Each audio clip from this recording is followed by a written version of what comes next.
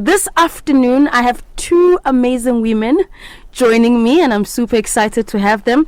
We're joining us right now, of course, to tell us about South Africa's engagement at the World Intellectual Property Organization. We have Miss Nomonde Maimela, who is an executive manager of innovation and creativity at the CIPC. And of course, we also have Miss Shumi Phango, who is the acting director of advocacy and policy development at the Depatment of Science, Technology and Innovation. Now, I'm going to start with you, Miss Maimela. For listeners who are unfamiliar with WIPO, can you please tell us about the mission and its global role?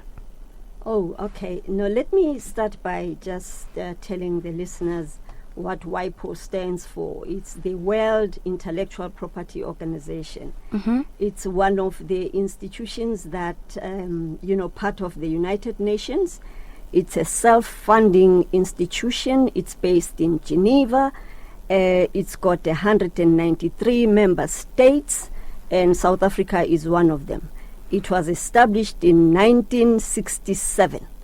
Its main mission is to protect and promote intellectual property. Mm-hmm. Its offerings are, they offer member states IP service, any IP service that member states would want, the organization to assist with. They offer that.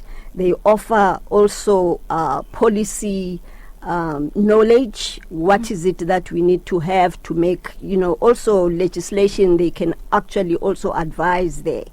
They primarily keep the data, the information pertaining to intellectual property for any person who would be interested to know, what is happening in that field. They also offer or administer cooperative treaties or agreements that member states come into agreement with other member states so that they create a benefit for all system for all those member states that are members there. The other thing, they are meant to enable a balanced and effective IP system that benefits all member states. But, we can argue other member states actually benefit more than others. Mm-hmm. Others can't benefit because they do not have enough capacity to take hold of whatever is available there. And so this is, part of what the organization does. You also mentioned that I should talk a little bit about the treaties that South Africa is part of. So we have a patent cooperative treaty which has to do with patents. Maybe let me actually also indicate IP. What are the main 4 domains of IP for those listeners who might not be familiar also with that? We have patents.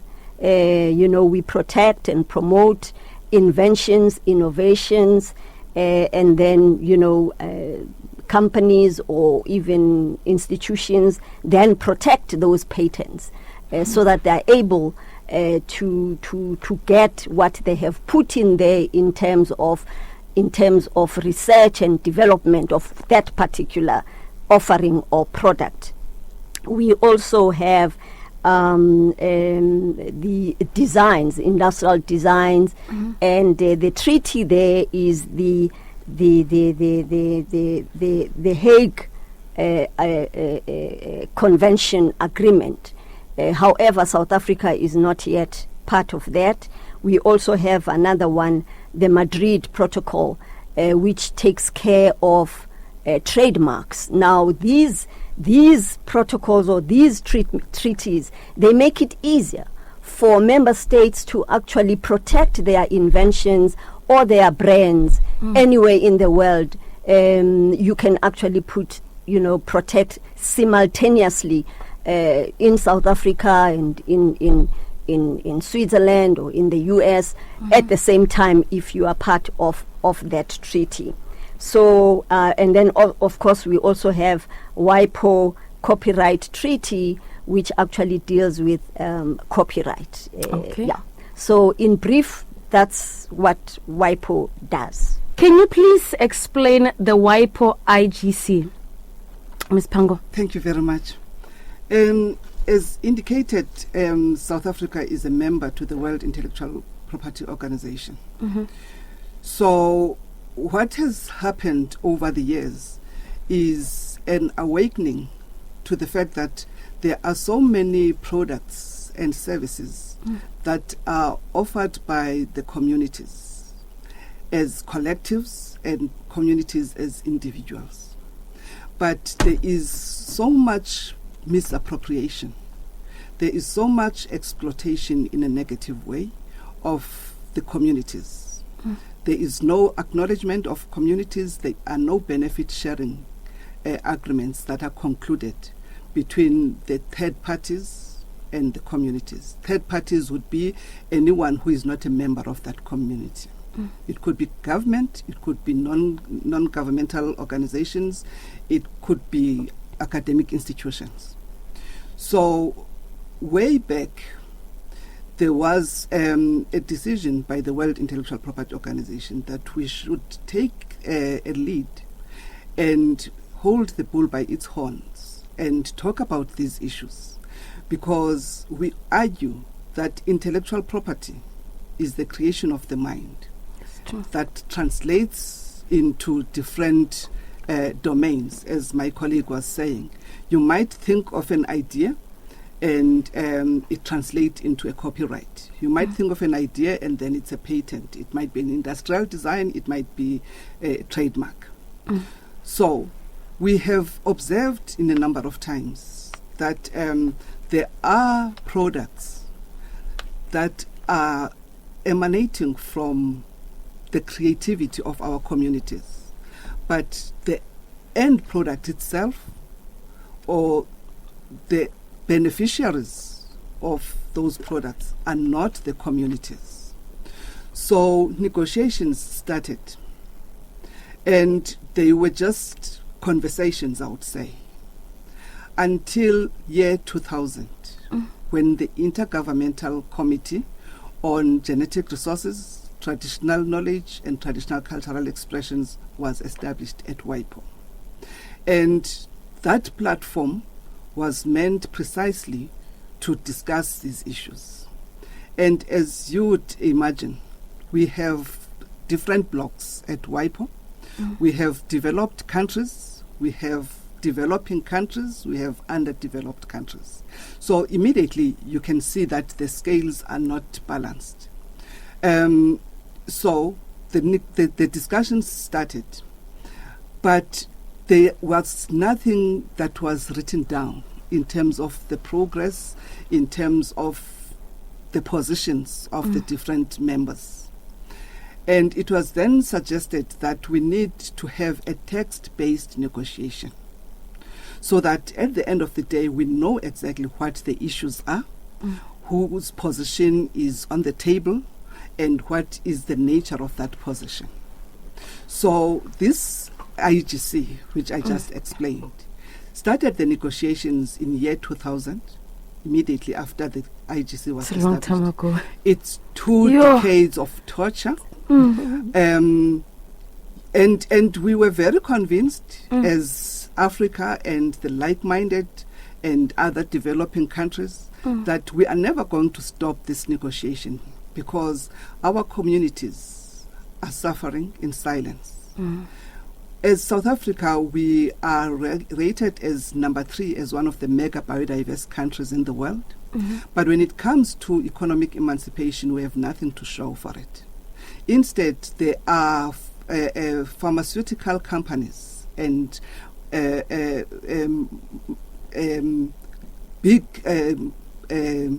companies who are making lots of money from our biodiversity, from our genetic resources and associated traditional knowledge. So we made our positions very clear. In the case of South Africa, we were in the forefront of the negotiations. In South Africa, we established what is called an interdepartmental committee, where all the affected departments would come and sit around the table and talk about their issues. And indigenous knowledge, as we call it in South Africa, which is traditional knowledge in other countries, is a cross-cutter. And therefore, when you talk about agriculture, there are elements of traditional knowledge. You talk about medicine, there is traditional knowledge. That's so you talk true. about even your dance, which is your traditional cultural expressions. You talk about designs. There is traditional knowledge. And therefore, all those government departments were sitting around the table, coming up with the South African position. And I'm happy to say that South African position influenced the African position, which then was tabled at WIPO. The first meeting was held in Durban, where we put everything together to say this is the South African position, and we are going to present this to our African brothers and sisters, so that when we get to the IGC, as I explained it, we have a position. And this has to be in a text form. No longer talking over each other around the table. To say. It can't be a gentleman's understanding. We can't take this thing so informally when there is so much at stake. So this is what the IGC has been doing over the past 2 decades. And yeah, that is what we have been doing. And I indicated that we have different interests in this. Others are enjoying this misappropriation because they just take, they maybe verify in the sophistication of science in the laboratories, but you know that there is a lead. There is somebody who told them something, which then triggered the curiosity to say, what is it that is contained in this resource that is responsible for an example, this reaction in this medicine. So that is what IGC has been doing over the years across all IP domains. Although it may have taken over like 2 decades, from what you've already shared right now, I feel like a lot has been done. At least we can say a lot has been done. And I wish a lot of people were quite informed about this, because the amount of work that you are putting into standing up for your communities, because that's standing up for us. Yes. Right? Yes. That's standing up for us. It's really commendable. But as we continue with the show, Ms. Maimela, I'm going to ask you another question. How does WIPO support countries in developing their intellectual property systems? Plugging into what Shumi just spoke about now. And one of the major roles of WIPO, having signed this treaty now, the IGC, this treaty that Shumi was talking about, WIPO's role is to ensure the administration thereof. Remember, we are many countries, to make sure that everybody gets the benefit of what they've signed into. So part of what they do then is to facilitate and administer international cooperative agreements. So that's one of the roles that they do, or that's how they support developing countries, right? The other thing that they do is to build capacity in developing and least developed countries by training, by imparting technological, know-how, and even, technical assistance to these developing countries and least developed countries. Let me just give you an example. What we have done in South Africa, because within the patent sector, we have seen the need to introduce what we call substantive search and examination, right, of patents. Now, most of the applications that we receive have to do with pharmaceuticals, right? And so we accept everything at the moment because we follow a formal structure. We just ask, who are you, whether where do you stay, and so on. But now we're going to examine to ensure that whatever it is that we are accepting into our register meets the criteria, which is the questions: is it novel? Is it new? This that you are bringing here for us, or you are wanting to get exclusive rights on, is it new? Do you deserve to get the protection, right? So we will be asking those questions. And does it have industrial use, for instance? Is there a need for it in the market, before we take it in, and other criteria that has to be met. So WIPO actually assisted us in training. We have now over 30 trained youth. We took them from the university nice. Science students, and we trained them on the South African legal system, because it's dual, it's science and legal. It has to meet the legal criteria as well of what South Africa has in their legislation. We train them, and they do nothing but go through training for at least 2 years. Ours, they go, then we add another year for practical training, on the job training. And so I'm happy to say that we have trained them, and they are ready to go.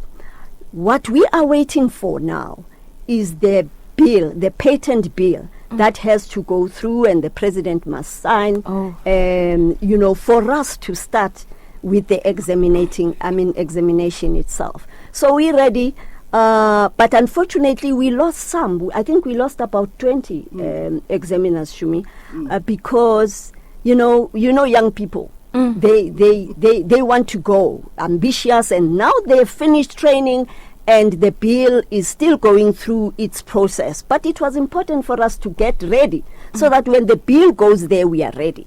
So we lost some to IP firms, law firms, because this training, you get it nowhere, right? But internationally, we got it from, part of the modules were run by WIPO itself. And then, of course, we spoke to the EPO, the European Patent Office. They did a marvelous job in training our youth. They are ready now to go. And so that's what they do. The other thing that WIPO supports is us in is on education and awareness, right? As you know, IP is still very mystified in a lot of people in South Africa. We still don't know. Most of us don't know what it is. What's the benefit? So WIPO helps us in terms of putting together training materials, and sometimes they come here in South Africa to help us, run these training programs. In December, November, December, each year, we run a summer school where we bring in young professionals and we take them through what IP is all about, the best practice in IP. So they help us do that as well. And of course, they help us also to access information, IP information from the system, to know what is happening. Innovation, as you know, is key to development. We are a developing country, and we believe we've got creative and innovative people here. And so we take this data and study it, analyze it, and maybe, WIPO is actually helping our team to be able to analyze the data that we have in our system, so that we can help make our policymakers to make decisions on where to go. And I will connect that with the work that we are doing to say, okay, if AI is important in innovation today, what does it mean for economic growth, for development? Are we still relevant within the IP organizations? How can we make ourselves more relevant? So those questions we ask, looking at the data that WIPO keeps for us, and we get it as and when we need. So these are the programs, these are the projects that we run with WIPO. We have another program that has received a lot of focus and interest in the past years, we call it Inventor Assistance Program. It's a WIPO. It was started by WIPO, and I think we were the third country to grab it and introduce it in South Africa. It is a program, and you know that registering a patent in South Africa is very expensive. It runs to about 30,000 or more. So you can imagine it's not accessible for our previously disadvantaged people, right?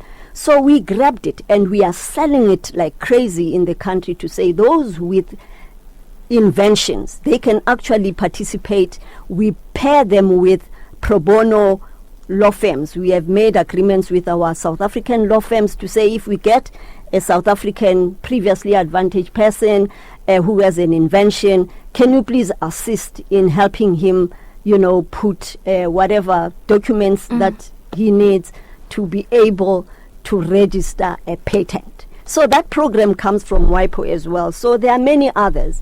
And there are programs that are member state driven. So as a member state, you actually look and see and say, what is it that I need to have to be able to run optimally and give, South Africans what they need in terms of IP. And so they help us do that. So that's what they give us. IP tools, IP systems. As we are ready to introduce the substantive search and examination that I spoke about earlier, we need to have systems running. We need to have an administrative system. These are very expensive. So we reached out to WIPO and to say, what do you have? WIPO has got an intellectual property administrative system called IPES. And we raised our hands, we said we would like that because we are, part of the member state, we will get that, they will give us that, without paying extra, even though we pay, subscription, is it subscription fees every year for being a member. So we are waiting for the bill to just move a little bit further, and then we will get WIPO to actually assist us to put the system in place, an end-to-end system from the application to the granting of the patent. So that's the offerings and assistance that we get from them. Ms. Phango, just recently, WIPO member states adopted a treaty on IPG and ATK and DLT. What is the general meaning of these treaties to people who do not know anything about them? I just talked about the negotiations that took almost 2 decades to come to fruition. And the output of those negotiations culminated into the adoption of the Treaty on Intellectual Property, Genetic Resources, and Associated Traditional Knowledge. I will just make an example so that we understand the importance of this treaty and what it means to people who don't understand, more especially our traditional knowledge holders, who are our communities. Let us say, for instance, we have a plant that grows somewhere in South Africa. It grows in Eastern Cape. I will mention the name and say Pelagonia. A story is told that this community in Eastern Cape has been exposed to this Pelagonium. Actually, it grows in the wild. So it doesn't take anything from them, but they've been interacting with it since time immemorial. It is known for curing chest pains and everything in the tract. So one day, a gentleman from Germany was on vacation, and he was around that area where Pelagonium is growing. He had no knowledge of Pelagonium. And then as he was there, he caught flu. He was coughing and he had chest pains and all of that. And he came across one of the members of the community who told him about this Pelagonium. He took this leaf and said, if you can use this, your chest will be cured. Indeed, this guy did exactly as he was told, and within a space of less than 2 days, the symptoms were gone. So what this gentleman did then was to take some of these leaves with the hope of growing them in Germany. And when he got there, unfortunately, it did not respond in the same manner it was doing in South Africa. And of course, there are a lot of factors that contributed. Yes. But at some point, he then had access to this land in Eastern Cape, and he cultivated this pelargonium, and it was exported from Eastern Cape to Germany. And there was a pharmaceutical company that was involved. I will not mention the name. So people in that area realized that there is a lot of money that is being generated from this resource. And touching on what my colleague was saying, that it is likely, as it is, that a research was done. Scientists, they know how to separate the active ingredients, and they took this resource to the lab, and they were able now to identify what was responsible for curing the chest pains. After that, there was a product. After the research, there was a product. And the likelihood is that there would be a patent, right? Now, what this treaty is doing, it is saying, if we find ourselves in a situation like that, but before I get there, the beauty about this thing is the communities then were compensated. They started to grow now the pelargonium, and we have SMMEs that are growing the pelargonium in Eastern Cape. Who compensated them? The pharmaceutical that was doing business on that resource. Yeah, because they probably made billions and millions. Yes. Now, what this treaty is saying, in essence, is that before a patent is granted, which was never done before, remember she was saying once you apply, more especially in the South African context, you were just depositing. It was just a form that talks about your name, your address, the patent, formalities, the patent that you are registering, what it is all about, what it does, and all of that. But now, before a patent is granted, the applicant is expected to disclose if in this patent there is prior art. By prior art, we mean that there is information that was there before the patent. Remember, she was saying the patent has to demonstrate novelty. In other words, it must be new. And immediately there's prior art. It means the patent is not new because there are elements that were included in the patent that were already known. Right?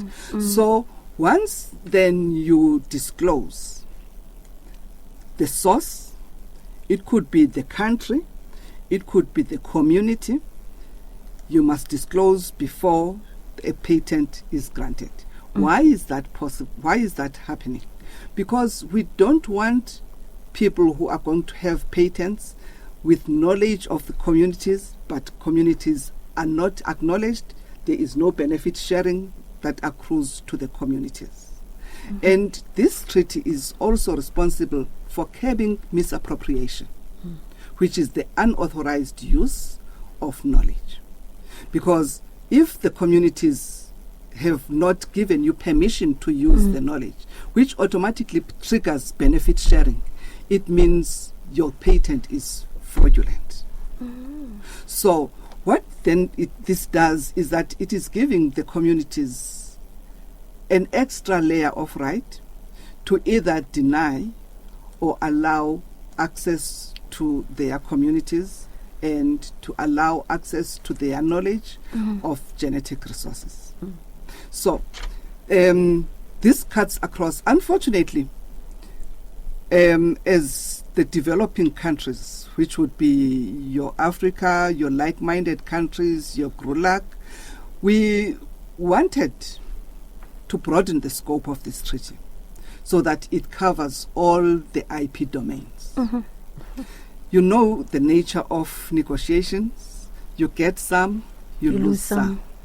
So the developed countries wanted a treaty that's going to lean more towards patents and excluding other elements that would be talking to the IP domains.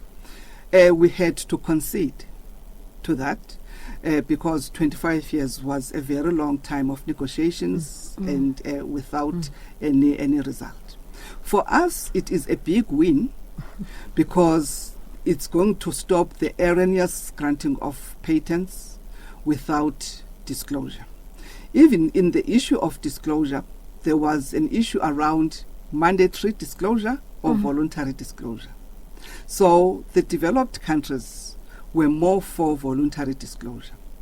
And we insisted on mandatory disclosure. It must be compulsory. It must be one of the elements so that you are bound by that. Failure then to disclose would mean you are not going to get the patent.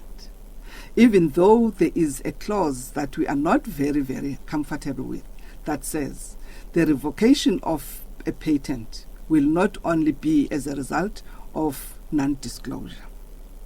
But we are going to come up with mechanisms that are going to assist us in making sure that the intention and the integrity of the treaty is upheld, and all that we wanted to see happening, indeed, it is happening. So that is what this treaty is all about. The backbone of it is to benefit share with the communities who have been interacting with their environment since time immemorial.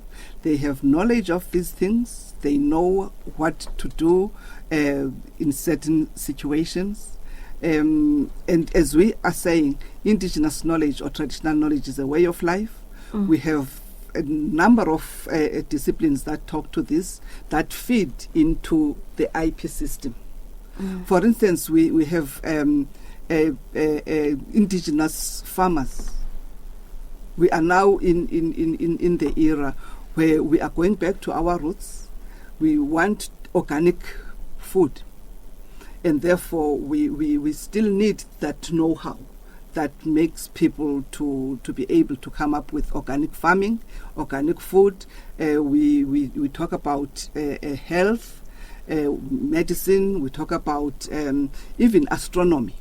So there is a wide range of things that at the end of the day will be subjects of protection under the intellectual property system. How does WIPO promote innovation in developing countries or underrepresented regions, and which treaties is South Africa party to? Let me focus on the treaties that South Africa has signed into. As I said earlier, it's the patent cooperation. It's the one that has to do with patents. I need to make our listeners understand, and that enables an applicant to be able to protect his invention in more than one country.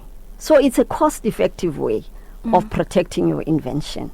So we are party to that.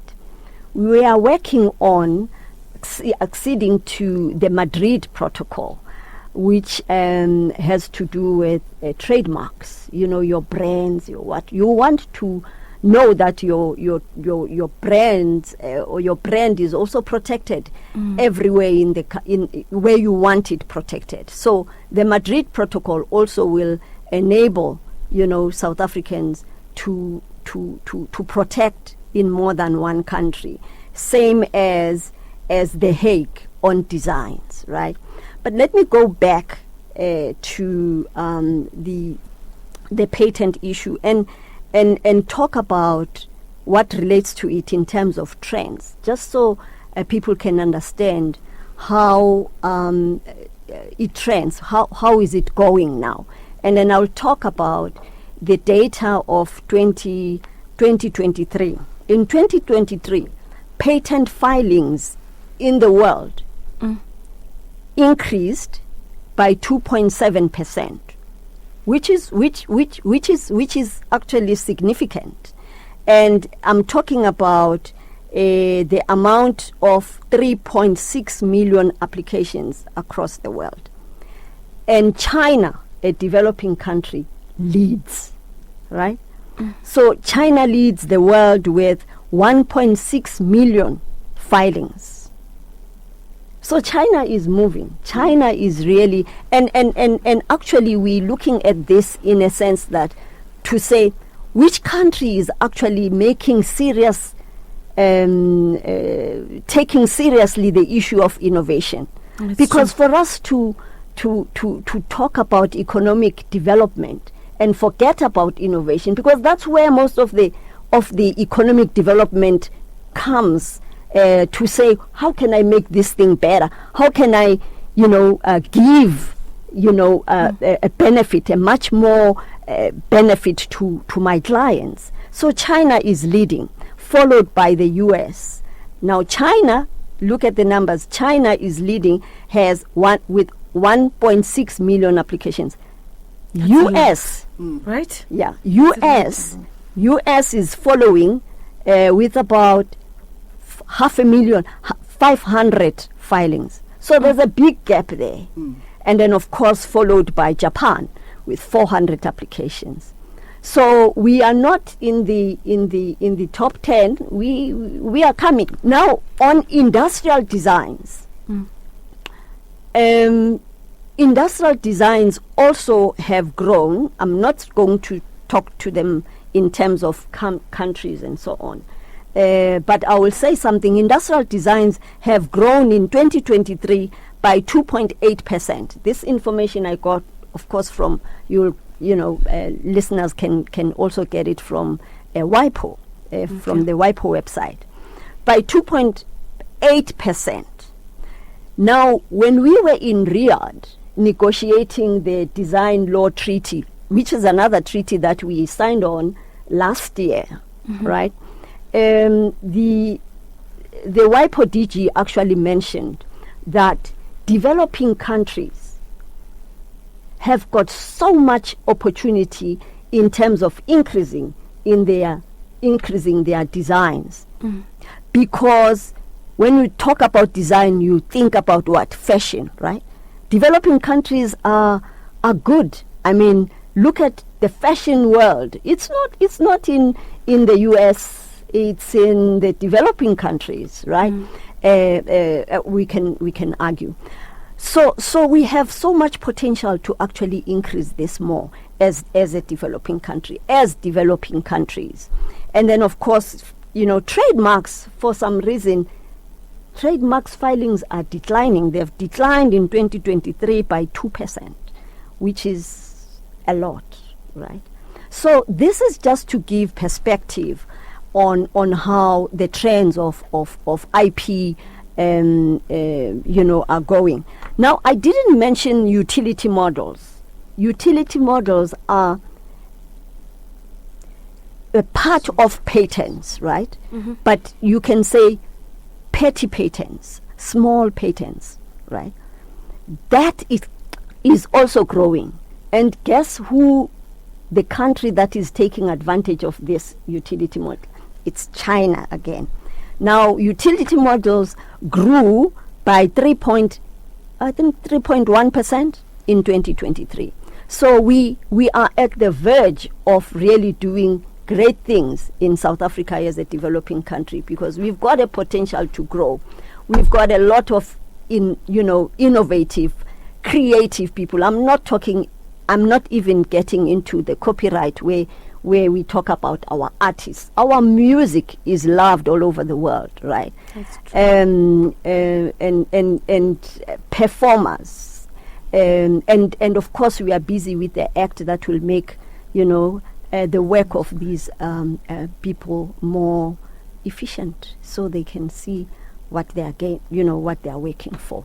All right. Lastly, what we want to know also is how are we as a country going to domesticate these treaties now that they have been adopted, and also what is the political significance of these treaties? The political significance of the treaty or the treaties. Remember, last year we made history, and I'm still to see a year where we will have a back-to-back adoption of treaties. Of two treaties. Of two treaties in a space of less than 6 months. Yeah. Because in May, we adopted the Intellectual Property, Genetic Resources and Associated Traditional Knowledge Treaty in WIPO. In December, we adopted the Design Law Treaty. And I want to touch a little bit on the Design Law Treaty because it talks to your question around the domestication. But in terms of the political issue, significance around this, is that, as you would know, the World Intellectual Property Organization is a multilateral organization. And one of the pillars of the multilateralism is decisions by consensus. We are talking here around 193 members who are from different backgrounds. We have developed countries, we have developing countries, we have least developed countries, and our situations are far apart.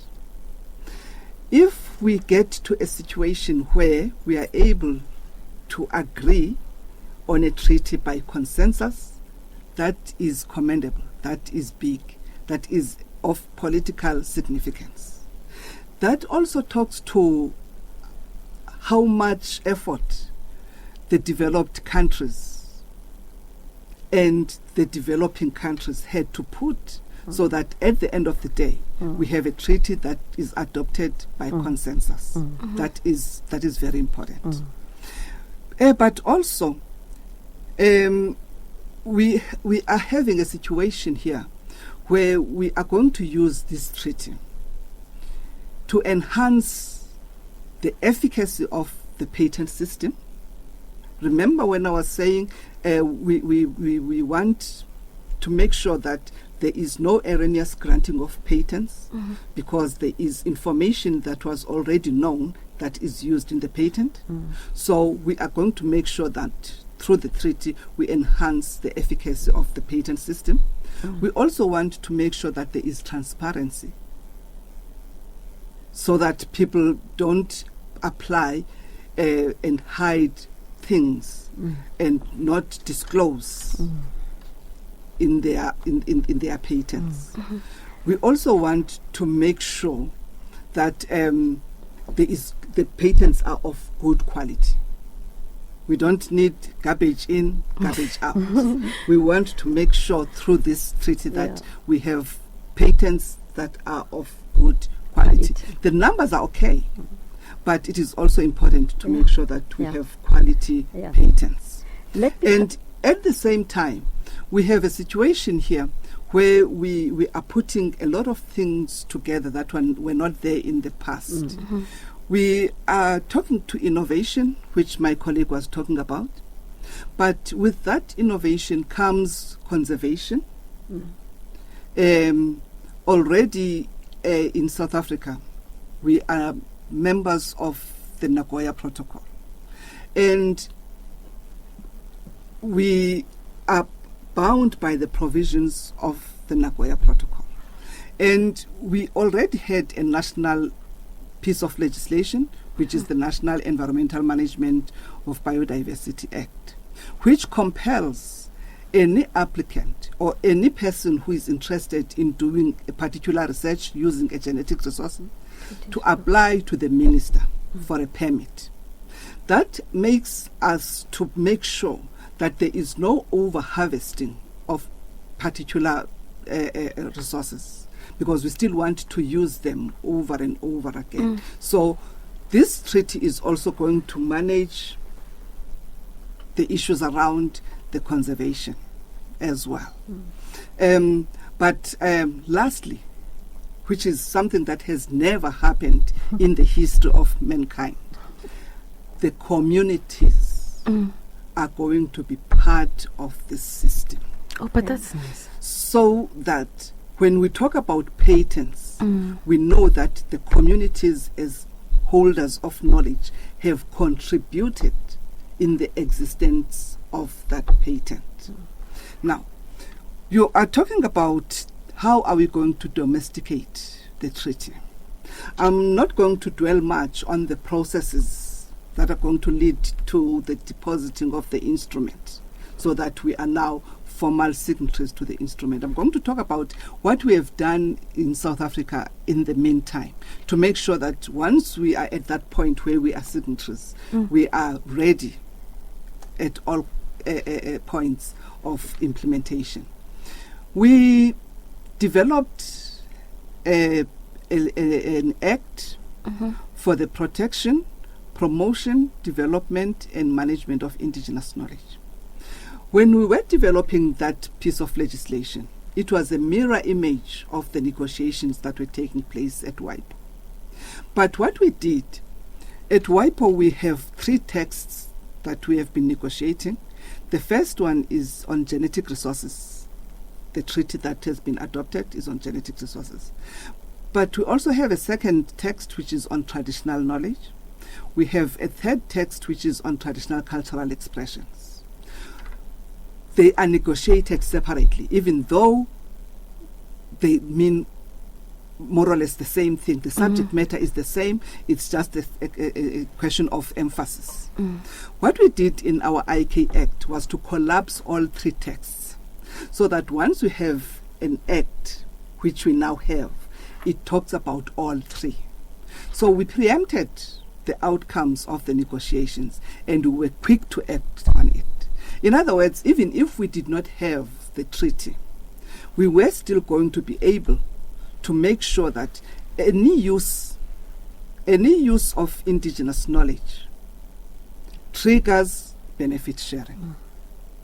Now, the beauty of the treaty, the international treaty, which is an international binding instrument, is that it gives a lot of power now to our domestic legislation. So we have now our IK Act, which was signed by the President in 2019. We are currently working towards the finalization of the regulations so that we can implement the Act. So we want to make sure that we strengthen our policies so that there is no disjuncture between the international binding instruments and the national policies. And we're encouraging the member states who don't have the policies and who don't have legislations for the protection of traditional knowledge to work in a speedily manner so that by the time the international instrument is enforced, even their national policies are able to work in tandem. But lastly, we were saying the mandatory disclosure is of paramount importance. We are going to start making sure that we have databases of this information. In our IK Act, we have a registration system that we are developing.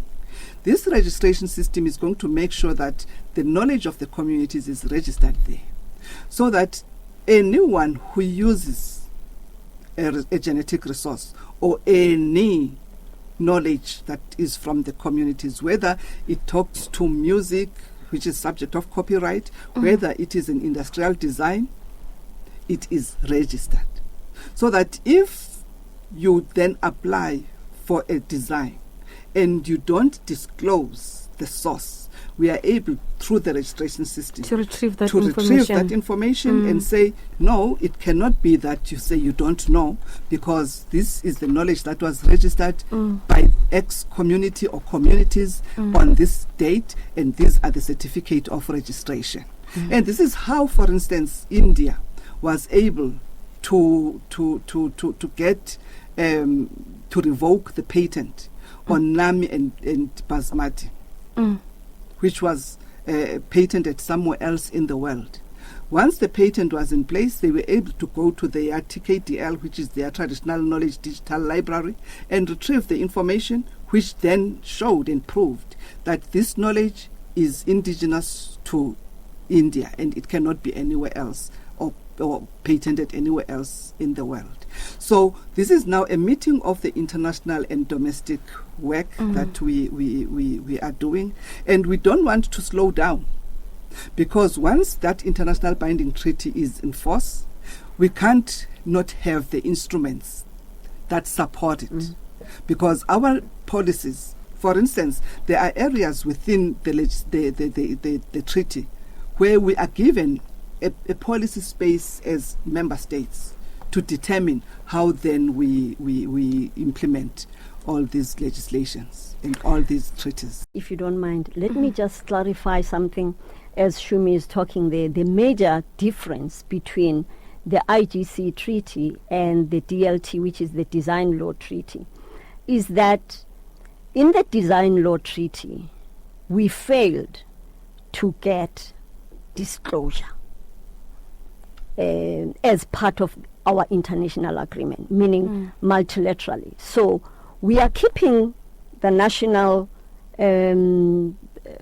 prerogative as South Africa to actually do what we want to do, which is we will, if you're coming to register here or to apply for a design here, you will have to follow our law as South Africans. However, you can still, it means you are not forced to do what we want. What we were fighting for even on this one was mandatory disclosure on the design, because the Ndebele thing, the world loves our design. Sure, that one was used so many times. Yes, so we failed. I just want to clarify. We failed to get the disclosure into the international, treaty on the design law. But we managed to get the traditional knowledge in the treaty itself. Yeah. Because for the longest time, the design law was treated as a formalities treaty, which we accept. Yeah. So when we pushed in the inclusion of traditional knowledge, there was a lot of resistance. We know why, right? Yes. Resistance. And yes, you are correct. We know why. And we had so many examples that we presented right in Riyadh. And we were not doing that for the first time, because even at the point where we were introducing the fact that we need to include traditional knowledge in the design law treaty, there seemed to be like we are crazy or we don't know what we are talking about. So we made the presentations over the years, but we did not stop there. Even at Riyadh, we kept on making these examples. Examples, for instance, where mushrooms, which is a genetic resource, are used to replace animal leather. And we know where this mushroom grows. In other words, what we were saying, disclose the source of this mushroom, which made this leather possible. Because without this leather that comes from mushroom, you were not going to be able to do this design. We cannot overemphasize the Ndebele print.